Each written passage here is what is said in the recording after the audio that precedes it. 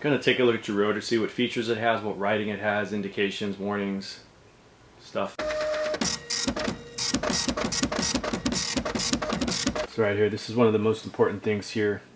Gives us our size, 160 millimeter diameter, and then it tells us our minimum thickness, TH equal or dash 1.5. So that's a millimeter and a half. So thickness of our piece here, measuring this way.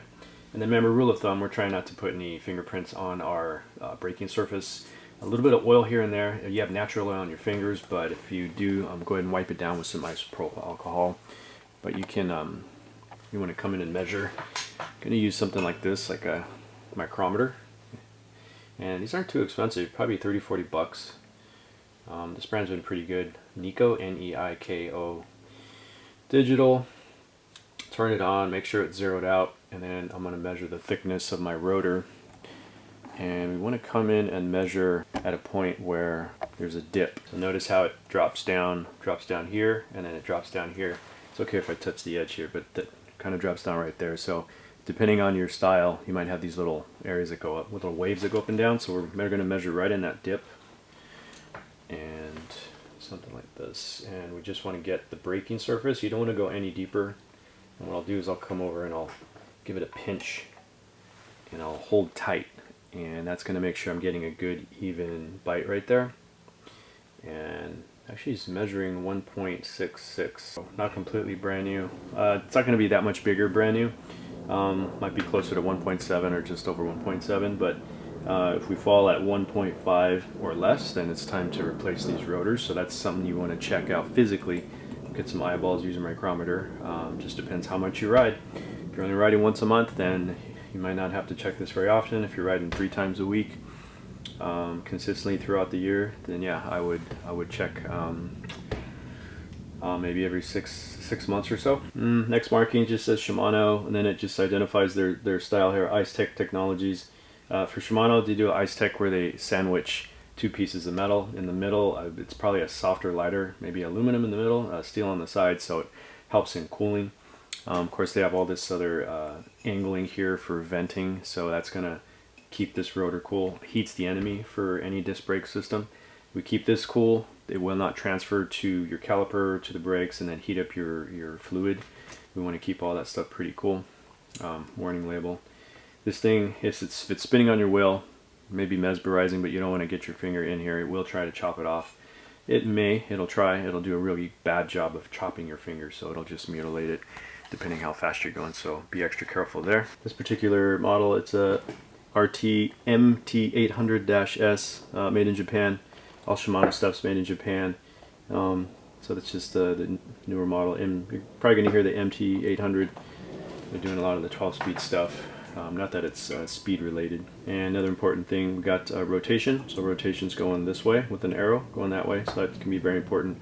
All else fails, look at your rotors, and you'll just have a logo and writing on one side. You flip this over, it's going to be blank. So usually you always want writing, logos facing you. You always want your logos facing out. That's just smart, right? And then we have the lock ring here. Instead of 6 bolts, usually there's 1, 2, 3, 4, 5, 6 bolts. Usually using a Torx T25 bolt system for that. This one here, becoming more common. So we're using the same tool that we use maybe for a bottom bracket or even a cassette lock ring. In this case, this would be more bottom bracket friendly, like the old tool here. So in a pinch, this is an older tool. It's a Park tool. This is a BB-19. Probably has 19 notches in here, but that's what that has here. So this will actually fit. Little bit of play, but I think I've used this before, and I think it's good enough to keep a good bite and take this off. Definitely, you want to be careful if your tools are getting worn. You don't want a loose fit, and especially if something's really tight. You want a tighter fitting tool, but in a pinch, this one will work. The one that will be a much tighter fit is this newer blue aluminum anodized, a little prettier. It's a BBT-69.2, and this is for bottom bracket, but it will also accommodate a slight amount of play.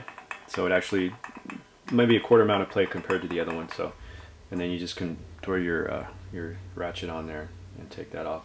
When you're tightening these, it's written on here, lock 40 Newton meters. If yours doesn't have this style, this is very circular and probably in rough diameters, approximately 2 inches in diameter.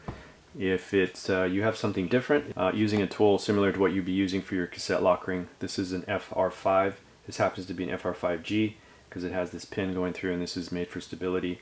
In this case, if we had that type of lock ring on here, I would probably, since this is a through axle, this is a 15 millimeter through axle, I would jump over to their other style. So that other tool, this is also used for your cassette lock ring. This has a blue center, and this is an FR-5.2 GT, and that'll fit right inside there. Even though the diameter is slightly smaller, this is actually a 12 millimeter. That's going to fit your rear wheel. Your rear wheel is running a 12 millimeter through axle. This is the front. I'm not sure if they sell one that's going to be specifically for this, but this will work. And this will just push in if you have that style lock ring. If you get any fingerprints on it, any oil sprays, things like that, you can go ahead and wipe it off. I keep one of these Spraymaster bottles. They're pretty tough. Keep that with some isopropyl alcohol and just a clean towel, something that's more or less lint free. I like these because they absorb really well. So give this a spray.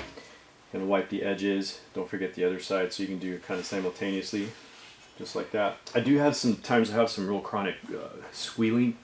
Something out on the pads. You're trying to clean the pads. You're sanding the pads. You're cleaning them with isopropyl, wiping down your rotor. Doesn't go away. Change the pads.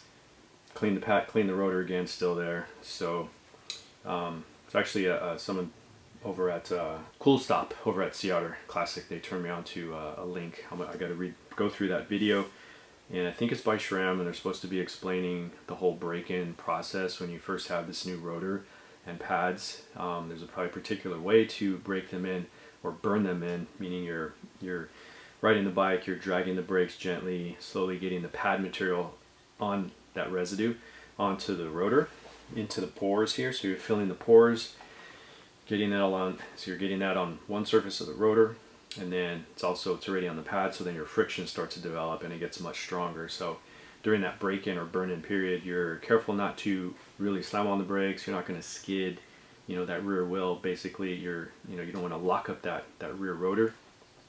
It may create a kind of a rough spot or a tight hot spot where too much pad material gets into one area, and it could just stay there. So every time it rotates and you gently hit that brake, it might hit that one spot and kind of give it a kind of grab, give you a little pulsing, which might be hard to remedy. Yeah, disc brakes, they are superior as far as power and just maintenance and reliability, but they do have their quirks that can be a pain too. So see if I can get some more information on that about cleaning and figuring and breaking that stuff in appropriately.